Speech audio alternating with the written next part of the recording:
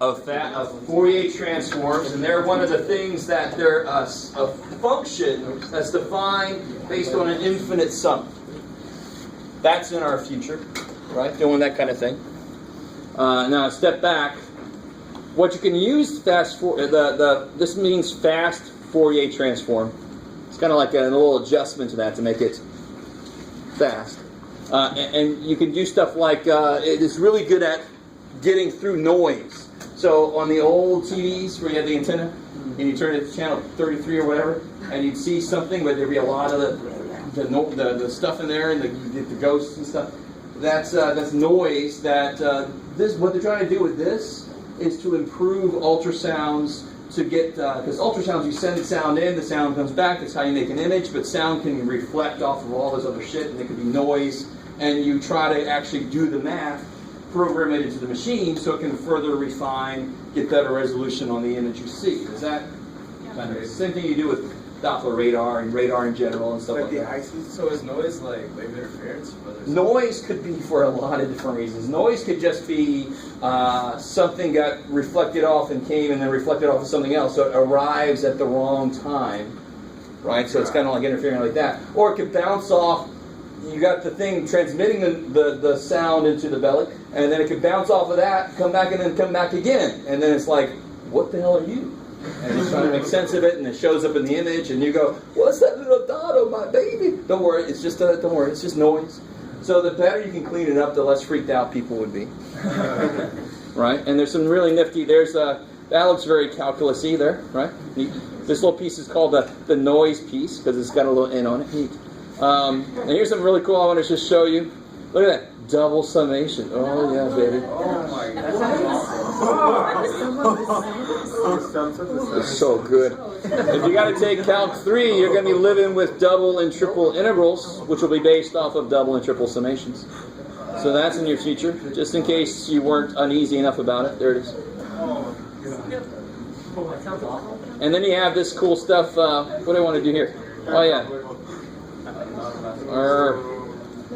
There's all kind of cool stuff about, here we go, wave equation. So ultrasound is obviously just an example of a wave, a sound wave. It's at a certain frequency. And anybody know what these little cursive D's are? Backwards sixes. That's right. Kind of like that. That's if somebody got a flash and want to get in my club. Maybe not. That's all right. That means partial derivative.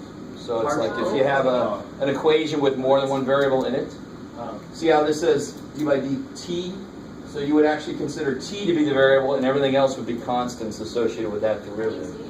So that's in your future. What's up? How do you say it? Double sign. Oh, well, you just say partial.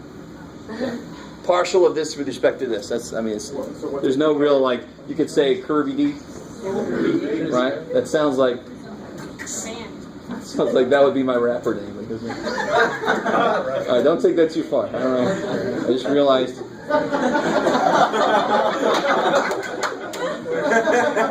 That's going on YouTube.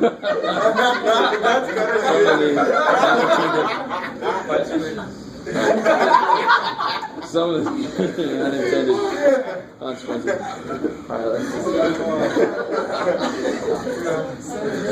Sorry, if I ever offend you, just wait a few minutes. I'll do it.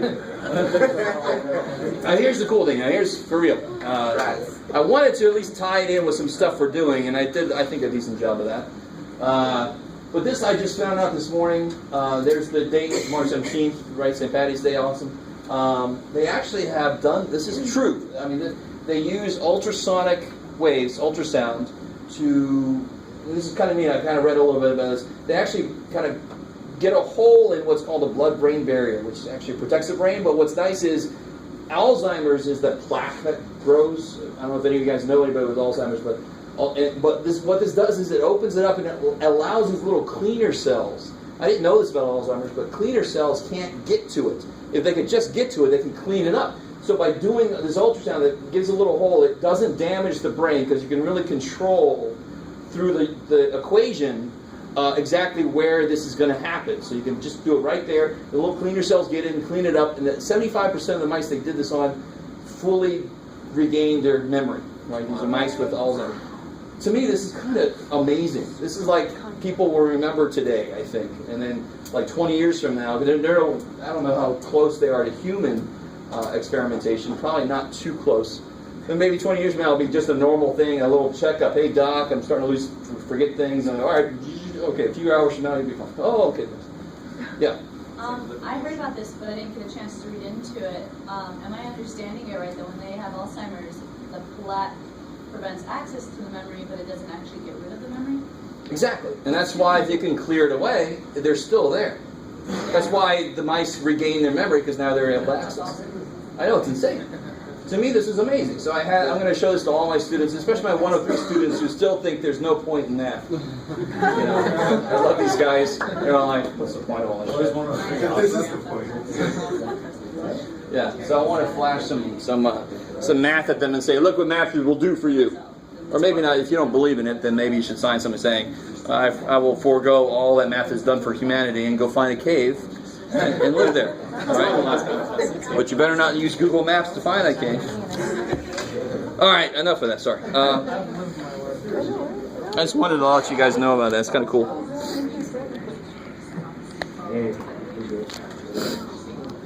All right. So, do you want to, maybe we should do just a few examples of the kind of stuff we did last time before we get into section 11.5? Yay, nay? Yay, nay? I just want to make you guys say yeah. Yeah. So, for example,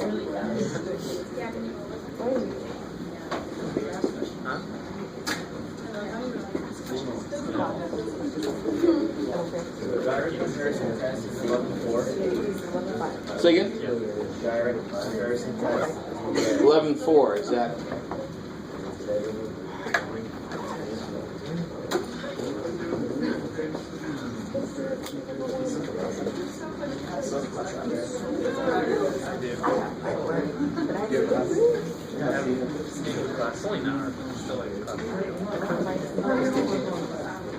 Alright guys, so help me out here. Before I can use the interval test, what do I have to determine?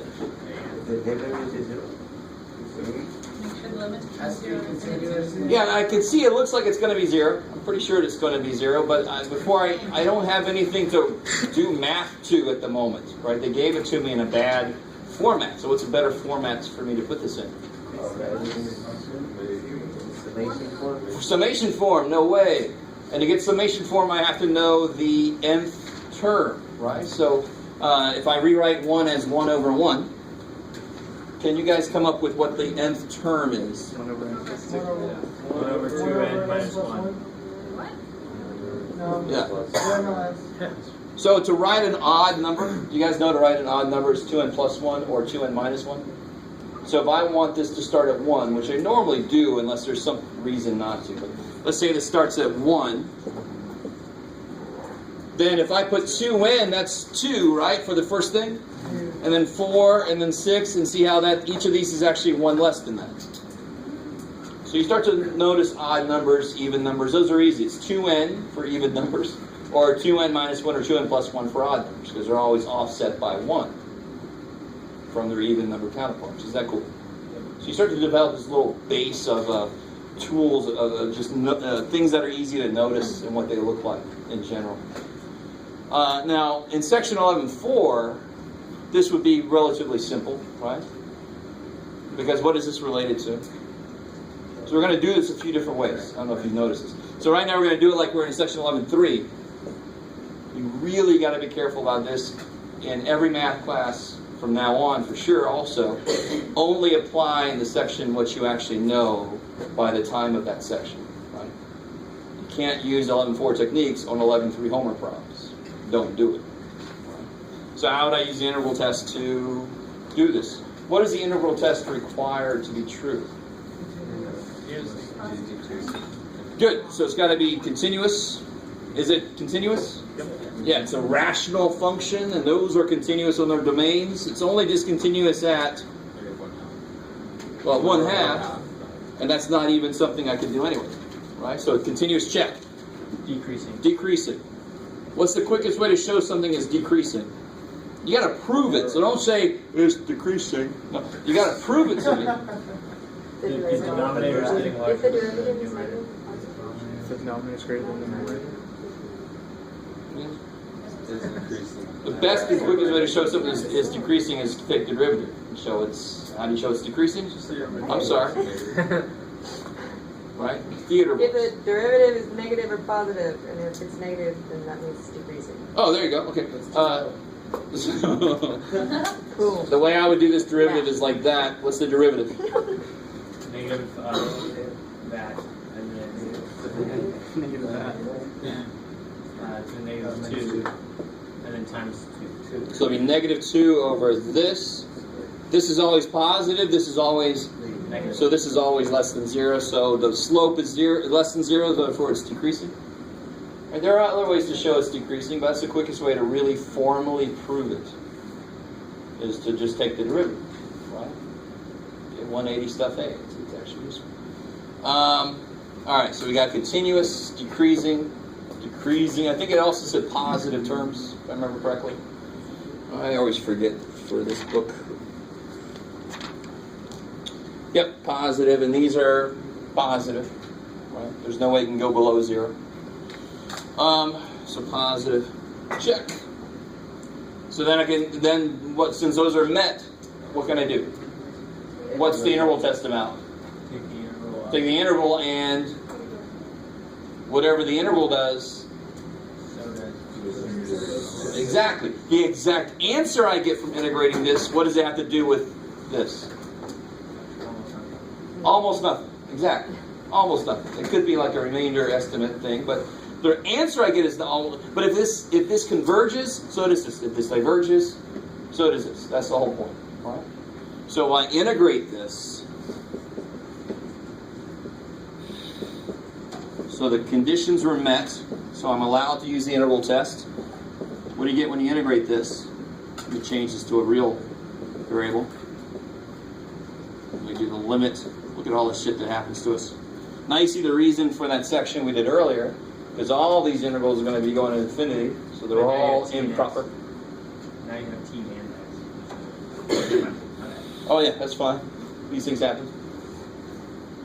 So what's the interval of this? And this is where some of you guys are almost scared to say, yeah, but this is the one where it is actually natural law. You just got to be careful. You got to be careful about one. I don't want to scare you off from ever saying ln. But what do you have to be careful about here? This is ln of 2x minus 1 over 1/2, or over 2. over 2. Where did that over 2 come from? Because the derivative would have wanted 2 to come out, and I want to kill it because I don't want it to be there. Right, now I already did the work that shows me a 2 wants to come out, so I know to kill it over there. Let me stop there for a second. So this work is not very high level compared to other stuff we're doing here. Right? This is kind of lower level stuff, which is nice. Interval test is good to use here because the interval is relatively easy. And right here you can see what's going to happen. What happens to this first piece?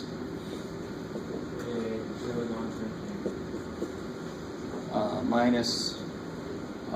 Plug a 1 in, you get ln of 1. What's ln of 1? 0. But this part goes to, so this diverges, therefore, Therefore, the sequence diverges. yeah, the sum, where'd you go after? 1 over 2n minus 1. Now be careful. The sequence, what does the sequence do? And I didn't even do this because I kind of, again, it's almost like checking for GCF when you're factoring. I just never do it unless I know there's one, but you should always check. Remember the test for divergence? I should have made a point of this, but I just didn't think of it. But you can tell pretty quickly that this thing is going to do what? So that's really why we would do all this, because there's a chance for this to converge. If there was an n on top, the limit would have been 1/2. There's no point to do any work. So I really need to make a big point of that, but I just didn't do it because it was obvious that goes to 0, but you should actually take a second and make sure. If that doesn't go to 0, don't do any work. You're doing more than you're supposed to. And then you're like, why did you make such a long test? I didn't make a long test. Yes, ma'am. On the test, would you say like use integral test, or just give us some stuff? Yeah, I'm going to do like I've done before, where I'm going to have a section where I'll say use this, use that, and then the next section is just whatever, right? So what if I were allowed to use the stuff we learned in 11.4? What method would you use for this? Direct comparison. Sure, we can use direct comparison. Or limit. Or limit. So if I want to use direct comparison, and what is the thing about direct comparison? You want to find a Ceiling or floor. beautiful function that would operate as the ceiling or the floor, depending on what I suspect this does. And I have a very large suspicion that this diverges, because we already know it. But I know this is going to diverge because it's based on 1 over n, which is a known series that diverges. But when you use direct comparison, you have to be very formal about things. You can't just say, oh, it's about like 1 over n. So no, don't do that because you're going to lose points. So I want to find, do I want to find a floor or a ceiling? Floor, so that it pushes me to infinity. I suspect this diverges. So I want to find a floor, so it pushes me out. I don't want to go, you see, I don't expect. Right? Pushes me to infinity. Well, can you say that legally? So if I want to find a floor, I want to find something that is less than this. I have people that said, but that's a greater symbol. But then whatever's here is going to be 2n minus less than this, right? Yes, 1 over 2n minus n. maybe so. So if I try to just take that away, it makes the bottom bigger, which makes the whole thing. Now let me say this again. You guys see that? If I take minus 1 away, if I just take it away, is this a true statement? Yes. Yes.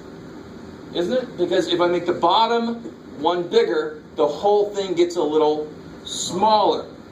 So I didn't have to do like terms. If this was a plus 1, if this had been like this, then to make this true, I would have had to add n.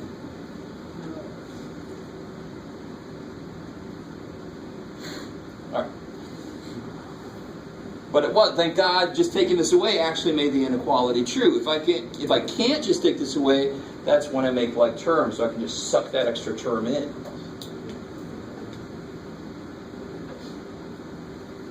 So again, let me put this back up. Let me make sure you guys are with me. So if I take that away, I made the bottom smaller, so the whole thing got bigger. But I want something that is smaller. Shit. So to make this true, since I can't just take 1 away, I make 1 become like terms. Because what is n? N is at least 1. So then n is 2, 3, 4 after that. This is always going to be smaller than this because its bottom is always going to be bigger than this after 1. So if you can just take it away and make the inequality go the right way for what you're trying to find, go yay. If you can't, don't go oh shit, just go make it like terms. And that's where students feel like you're cheating almost. You're like, how can you just make 1 become an n? I'm not. I'm making this statement true. That's all that matters.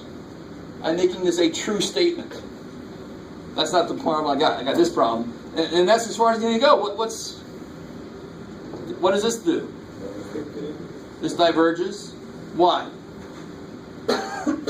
Why exactly does it diverge? It is a P-series P series with P equal to 1. equal to 1. Good. So that's why it diverges. Therefore, this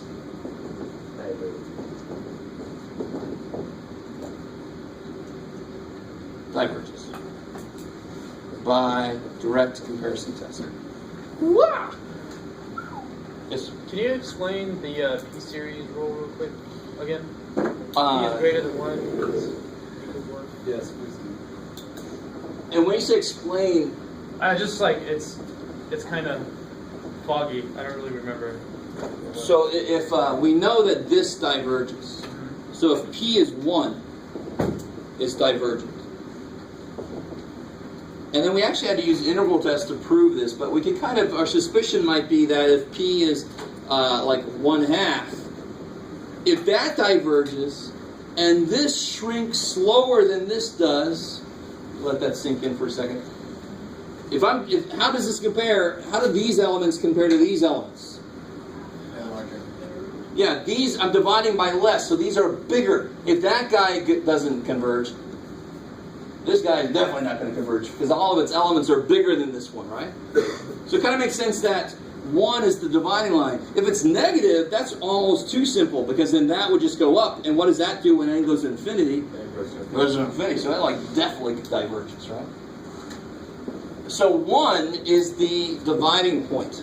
If you're on that side of 1, then you're going to converge. Because then, like 1/n squared, that's the bottom's getting big fast enough, so the whole thing's getting small fast enough, right? And if you're on the other side of 1 or equal to 1, you're going to diverge. So it is a knife edge. Right? And we actually did do this one, didn't we? We did this one with the integral test, and we showed that this still diverges. No, put another n in there, Jeff. There you go. It's really weird writing natural log of n. Right, we did this with the integral test. I think it was on the handout I gave out with the integral test, because it's a simple use of, right? And we showed that this diverged. So it's really funny. This diverges. The minute I make it 1.000000001, that will converge.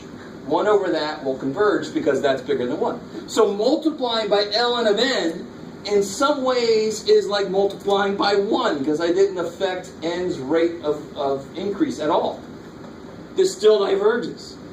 That freaked me out the first time I learned it. Some of you guys are like, whatever.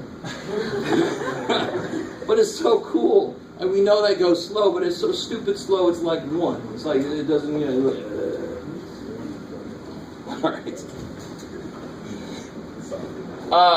Now what's really nice about limit comparison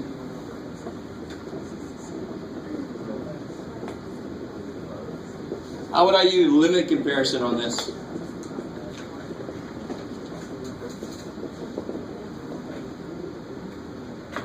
The really nice thing with limit comparison is it's a lot more loose. This one you have to be very careful with making sure this inequality is true. The limit comparison test says, take the ratio of functions and just look at the limit. It's like, I don't care what the functions are. What is this related to? 1 over n. You can say 1 over 2, I don't care. But 1 over n is the basic function. The harmonic series is related to that. So how do you set up the limit comparison test? an over b. The limit of... Is it cool if I just do the times of... And what's that limit going to be? 1/2. And what's the result of this guy? How do I interpret the result? It's got to be... L has got to be between... 0 and infinity. What's that? Why?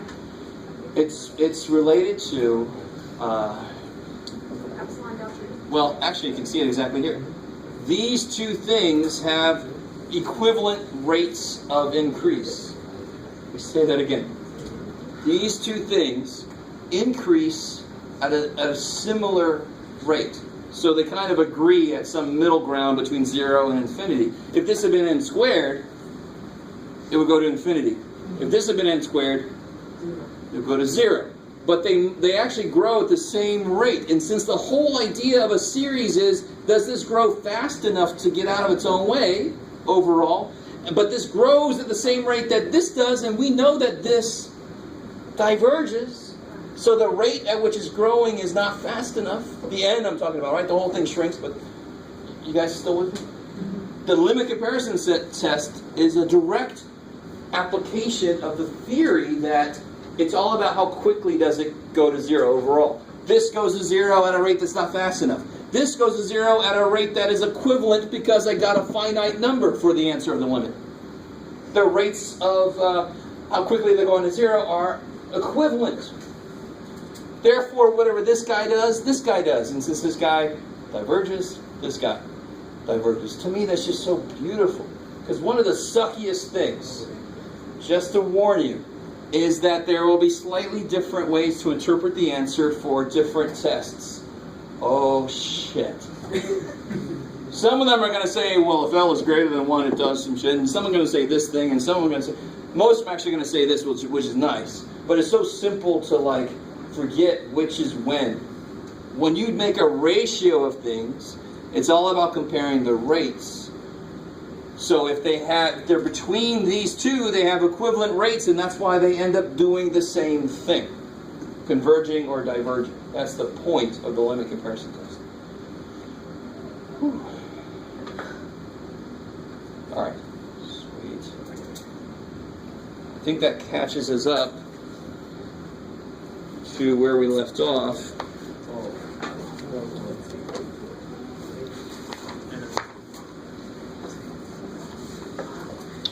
Do I have any more of those? Yes. So, Does somebody need that handout from last time? so by the limit comparison, so the limit just has to be a number greater than 0 And less than infinity. Which you almost... This is such a weird thing to see. But it means that the limit can't be infinity. It can't be divergent. Right? But it has to have a real number. Yes, some finite number. And that just means that If the limit of the ratio of your series to the series you pick, if that limit is finite, is a finite number, and that's really what this says mathematically.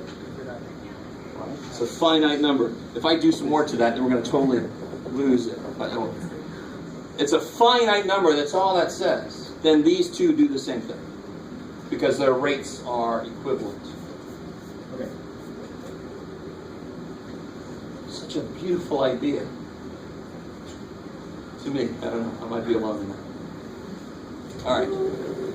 So, let's look at this last piece. And the really nice thing about the alternating series test is it's really, really simple. The really horrible thing about the alternating series test is it's going to make you make mistakes on other things. It just is. I've learned to accept that. And I lived it when I first learned this. So I understand. But let's see what the alternating series test says and why it makes sense. Don't forget this. Turning a paragraph, right? In this order, right? Okay, good. You guys got it. All right. So alternating series test. This is 11.5? Yeah, this is section 11.5. So an alternating series would be one like this, where I have, let me make it explicit here. We've already said this before, right? So we know what they are. They just alternate between negative and positive. So help me out here. What would the first element of this series be? Let me just change like that, just make it a little bit easier on me. But everything we do is going to be the same. This just makes it a little bit easier to understand. What is the first element of that series? 1. No. What'd you say again? I'm sorry. It's not 1. It's not an. For the first element, n is 1. Negative 1 to the 2 is times a1 is a1. There we go. That's the first element. I don't know shit about it, so the answer to that question should be very vague. Do you know what a is? Do you know what the function is? No. But whatever it is, a1 is the first element, right? They write this one. So the first element is a1. So let me do this. Now watch. For right now, let's assume that these are positive, which is normally what it's got to be. And in fact, so now I'm in section 11.5. So if you look real quick, plus it's on the paper here, right? There we go. What's up? Yeah.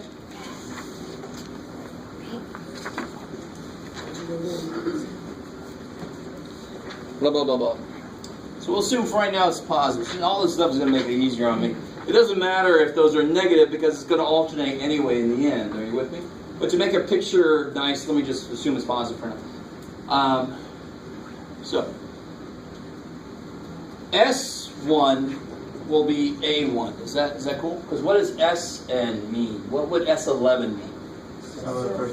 Sum of the first 11 terms. And A11 would be the 11th term. And that's the fundamental difference between sequences who are caring about terms separated by commas and series who care about adding up all the terms.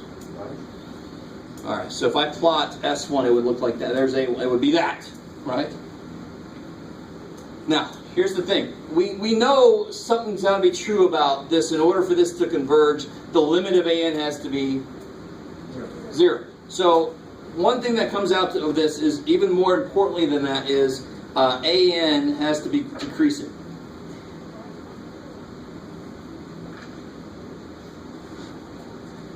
And the limit of an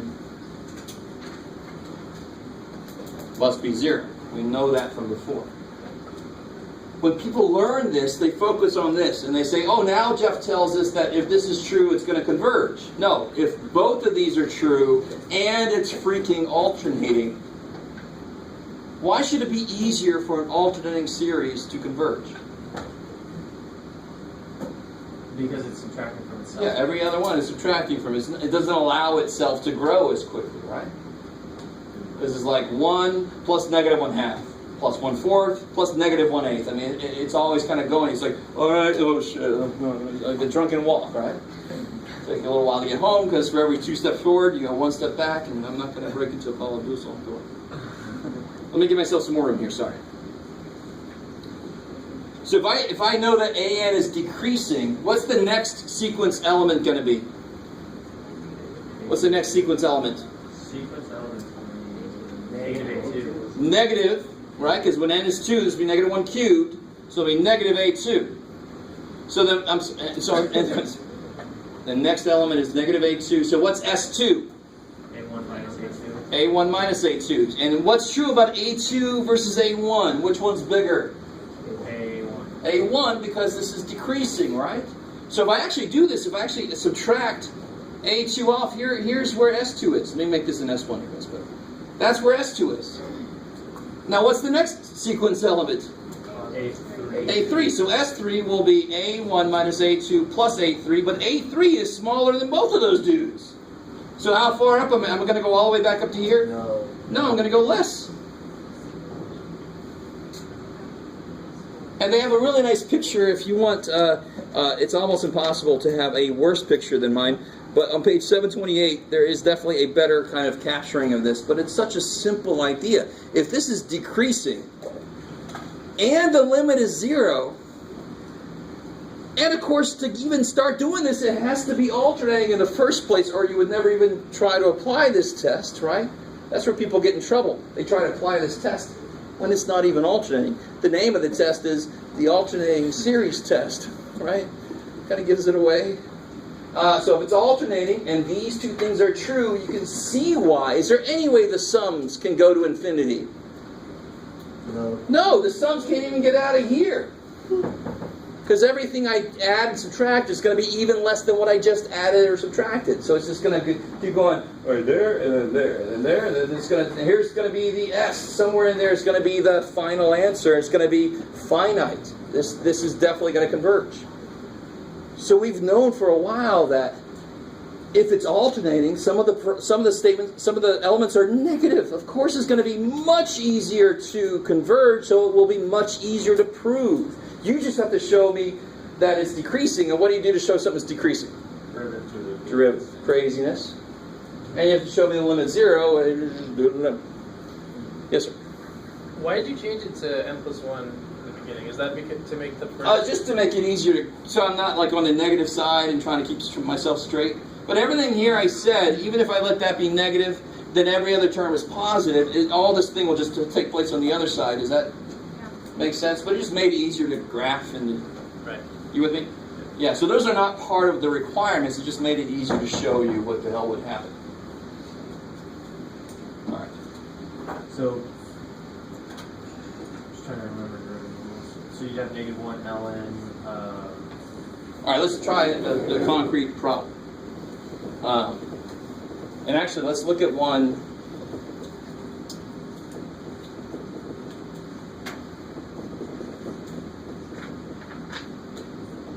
Let's do that.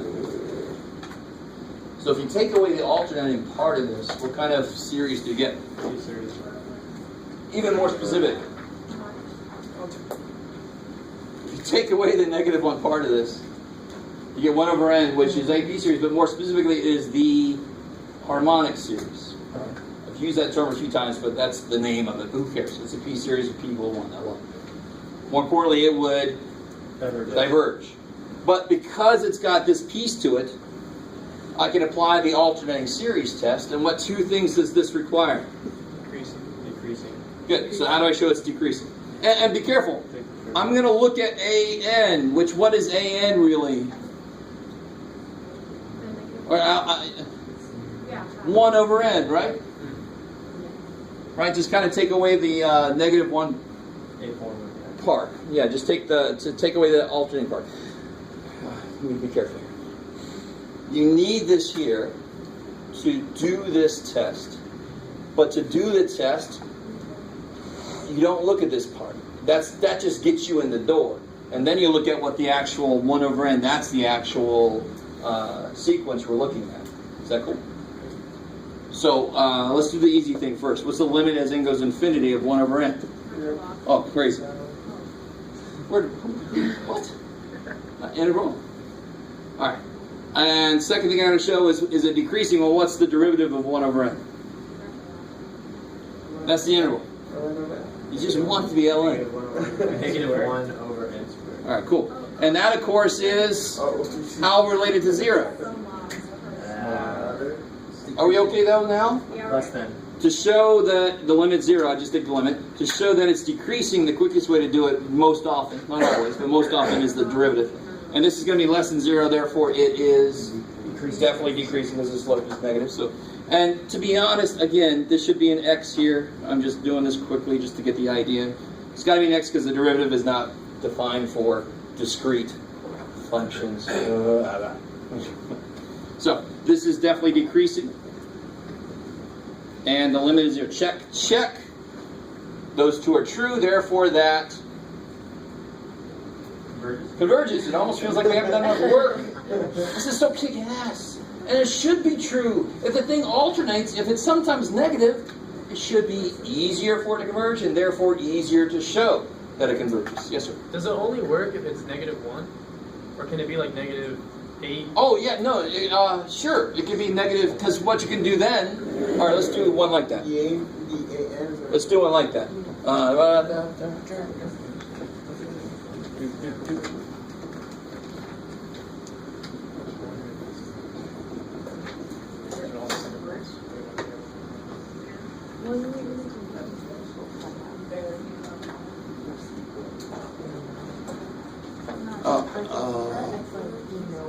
Sorry, let me change this one. Yeah, I like it.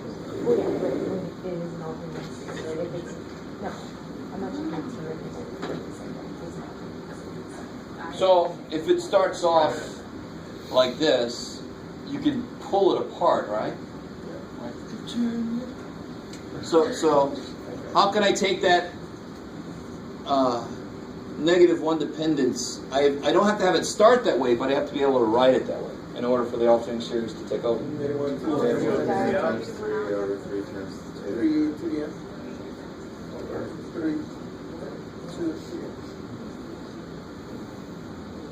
Now, I like this problem because I don't like it because it screws people up, but it allows me to remind you that the bottom is not 6 to the n, right? So if you thought it was that, don't say anything. Just hold on to that till you're dead. Because your math is bad and you should feel bad. This is not n3s. This is 1-3. So how could it possibly go together with n2s? There's not enough of them to go around, right? It's a day for weird things to say. So what can I do with that 1/3? I could just Take it out. Just get the hell out of the way. And what can I do to make the inside look more familiar? So, Let me just give it to you. In and out. 3 dots of 1. 3 and out. 3 has to be in. Yeah. Yeah. So this should be relatively easy to see what's going to happen here. But let's follow. I know I can apply AST because it's alternating, right? I can apply it. All that has to happen in order for me to apply this is it's alternating like this. It is. Cool. So I can apply it. What's the limit as n goes to infinity of the piece that doesn't have the negative 1? 3 over 2 to the n. What is that limit? Yeah. Do you have to do anything to that? Don't do. I know I wear a work shirt that says "show your work," and I know, but I think that overscares some of you guys. If you try to show work here, it's going to be L'Hopital, which is never end. If you think about it, 3 over n over 2 to the n. The derivative would be 3 to the n natural log of 3. I mean, it wouldn't go anywhere. But this is just a number bigger than 1. To the n power, and n is getting bigger, so the whole thing's getting bigger. So that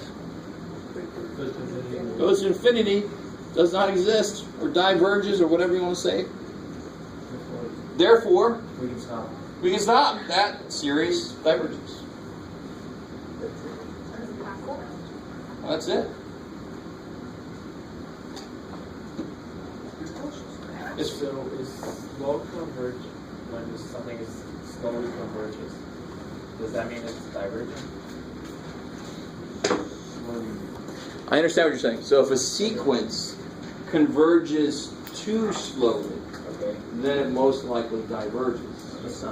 But there's no general way. Yeah, the series would diverge. Thank you. So the sequence converges too slowly, like 1 over n. It goes to 0. Converges to 0, but it converges to 0 too slowly. And then the series will diverge. Is there a general way to define what too slowly is? No. That's what all these tests help us do. They're all sort of based on that idea, though, of the rate of motion of the thing. This one's actually really simple. It's just adding and subtracting, so I'm going to just analyze that directly. Yeah. For AST, for part 1, does the limit have to equal 0, or is it like a limit comparison where it just has to be a finite number? No. The limit has to be 0. So this limit, I've already done the limit check. Yeah, the limit has to be 0. It can't just be 2. Okay. In order for any series, and this is a specific test on a series, but for any series to possibly converge, the limit has to be 0. So it's kind of funny that it's a part of the test, but they're just saying do that because that would be the test for divergence. They want you to check that first, and this is why. Check that. Oh, there you go. It diverges. So they actually made it a part of the test to be nice, to be honest. Okay. They said you should really check to see if it diverges before you enter. Because like with all these different tests, it's kind of hard to keep track of which ones have to go to 0 and which ones have to just go to a number. Because like the limit comparison test just has to go to a number. Whenever you take the limit of the series elements that you're looking at, that has to be 0. Limit comparison, I'm looking at the ratio of 2 different series. There's no reason that has to be 0. Does that, in fact, 0 would suck there. It would be inconclusive. If you remember, right? It wouldn't tell me anything. Scheisse.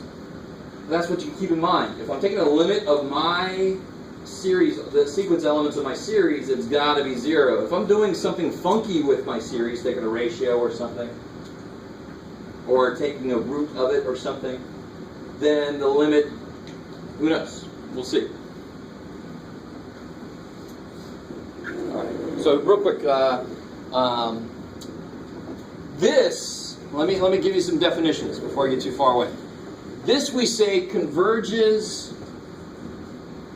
conditionally converges. Remember what language I'm speaking. Where's my adjective? This conditionally converges. The bad thing about this is I won't speak one language. Because if I took that away, if I took this away, would it still converge? No. So we have this, what's called conditionally convergent. If you leave the negative 1, if you leave the alternating in, it converges. So it's like saying, yeah, you converge, but just because you had that in there, right? Or, yeah, you beat me in the race, but that's just because you got new shoes. So you conditionally won, right? think of it. I love that example. I have no idea where it came from. So what's stronger than that? There's a stronger level of convergence than that. And here's a really simple example, kind of based on the last one we did. This is one where you wouldn't even apply the AST, and hopefully you understand why.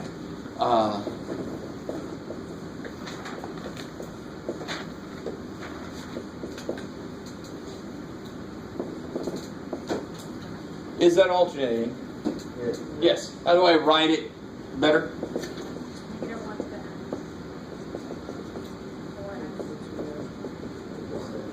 So like we did last time, right? Okay, right? I would not even apply the absolute, I wouldn't even apply the alternating series test, because even without that, what does it do? What kind of series is that? What kind of series? Geometric. R here is, so it converges. So what happens when you put this in? It converges even better. This guy already converges. So that would be called absolute convergence. And why do you think we might call it that? It's not just because it's even better. It's absolute. But why the word absolute? Where it converges, whether it's alternating or not. Beautiful. So that means I took an absolute value of this. So given some an, if the sum of the absolute values converge, sum of an converges absolutely. Absolutely.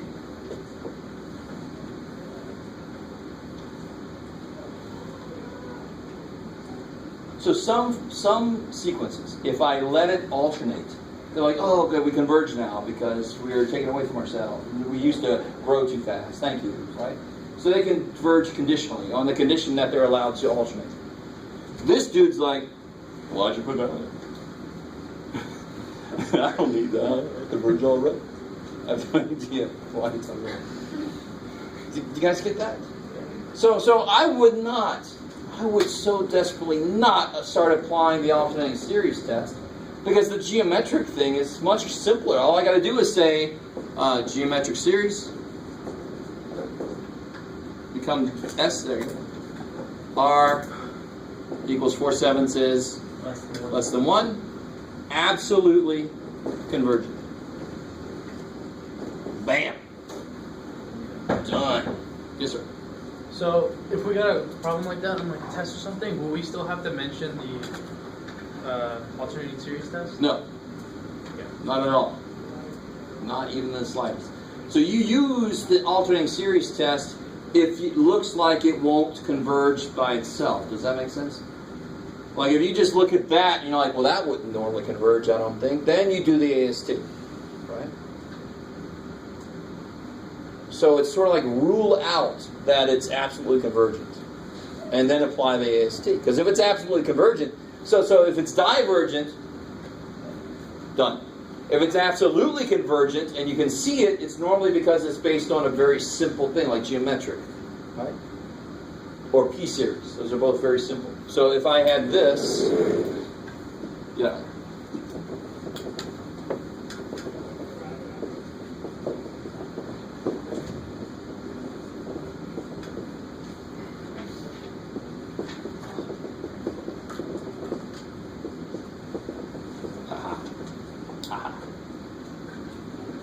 Oh, screw it. That's fine.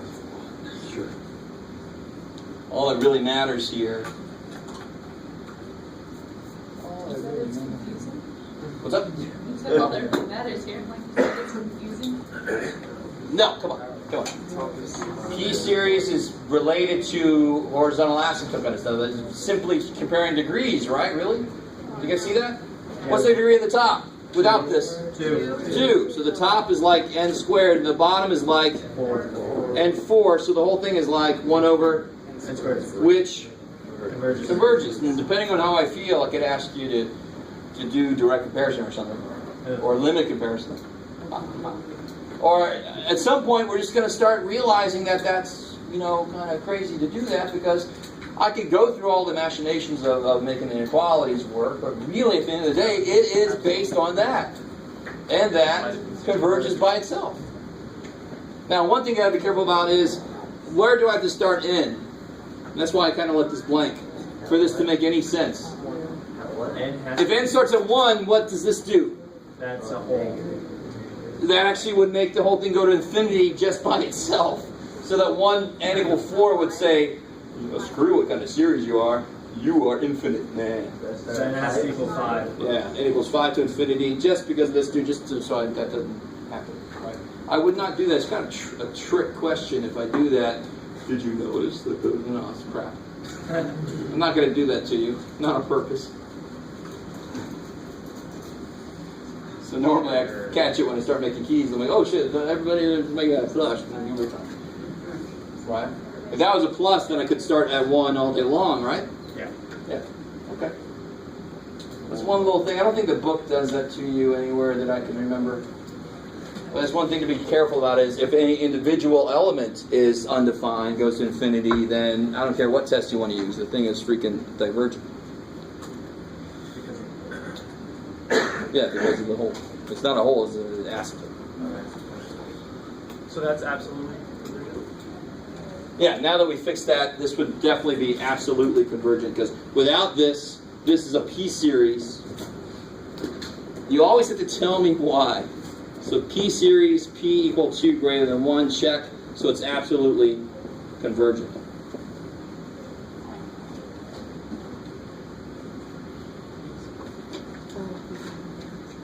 All right, so let me give you, I've got the practice test for you, actually, because the next time we meet is review day. What? What? Yeah, what is the date? Yeah, the next test is what day? Look at it. Second. Look at all you hopeful people. That's what the syllabus said. Yeah, second. And what day is the second? Thursday after spring break. The next week is spring break, and the week after that, Thursday is.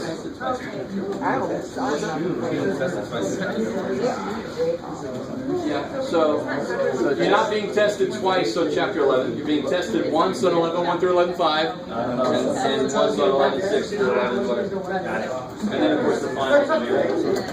So chapter 7 corrections are due Thursday, the second chapter, well, the test correction.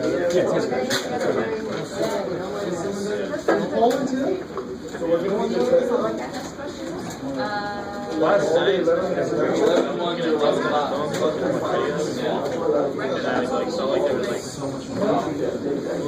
I have so much to do.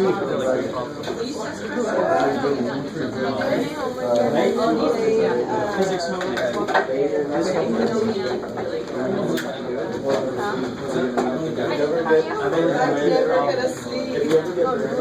By the way, this is part of an actual test I gave a few years ago. Is it part or is it Part, just a bunch. I had to take out the parts I really like that I wanted to take again.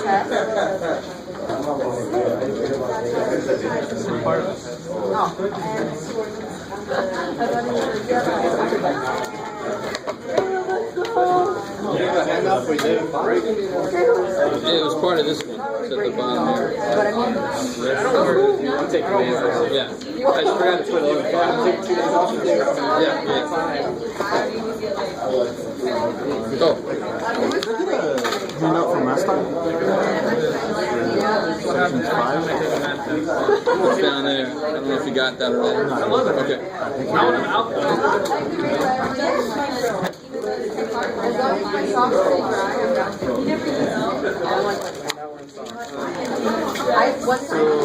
Next week's spring break is the week after. Okay. I'm supposed to be gone traveling for that week, Okay. which is the week of the test. Yes. So can I take it on either the Tuesday before the test or the Well, the Tuesday. Oh, well, wait. Are you going to be gone all I'll be next, gone all that from week? the 1st to the 6th. And the first is that Wednesday. Yeah. All right. That'll be difficult to do.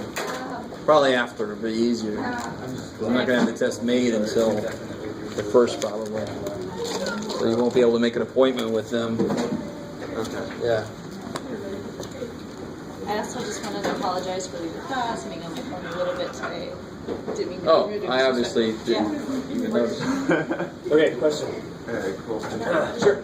So, with, well, that happened. Pull over on my way out of class. So for the sequence, Like everyone was until I was like R 17 and also I had been. the sequence converges if, No, it goes to 0. okay, so converges to 0 if R is less than. No, I should start using it right now. Yeah. There's like 3 And the cool thing about sequence, it converges to R if converges to 1 if R is 1. Right, that makes sense. But if it was a series, this would make the series converge because it doesn't converge to 0. Right, so that, therefore, the series of R to the n. If this is true, this converges. No, careful. Do you see like my office hours? It's not wrong that this converges It's like I use if it this for is my true. office, like, I'll It's put- wrong to say this converges because of this. Right, yeah, I meant this entire Yeah, thing. These two, Okay. these two conditions. This are gives met. it a chance, and this is the proof that it does. Right. Okay. So if There's not a those bed there, that would be ideal. both conditions are right, are true there, and this converges, and you don't know what it converges to. Correct? Sure we do. We I have really like convergence. it. For selfish A reasons. 1 over minus 1. That's one of the few series that we always know the form What of is the answer. What is A? Just the First term? element, first sequence First element. element? Yeah. Okay. So that's one of the few series that we know the form of the answer always. If it converges, we know exactly what it converges to. Did we do the proof in class already? We did. Okay. Oops, I must have missed it. It was, I didn't do it with induction, I just did it by multiplying by R and then subtracting. It was the same day we did like 0.1414. I think I skipped that day. Oh shit. Because then I showed how to write this as a decimal, as a fraction.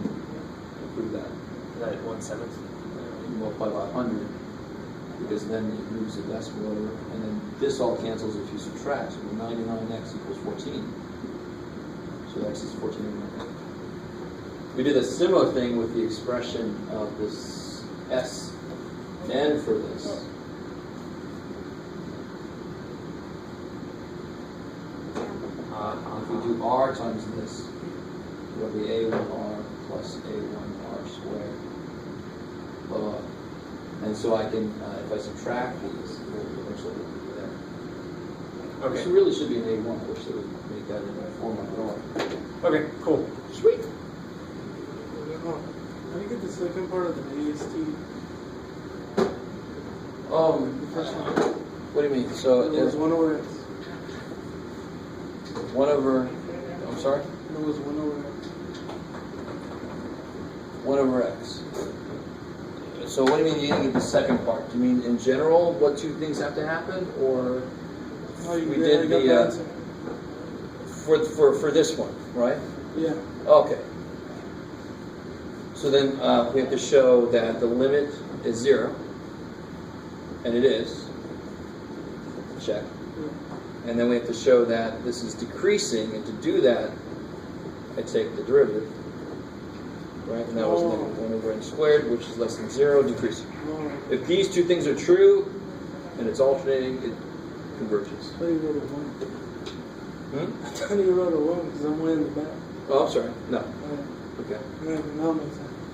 So for the absolute convergence, do you have to prove it by using the other things you learned? Definitely. So you take the absolute value, which means you just take that part away, and then whatever's left, you attack it with whatever makes sense. P series, geometric, yeah, whatever makes sense. Yeah. Okay, thank you. Sure.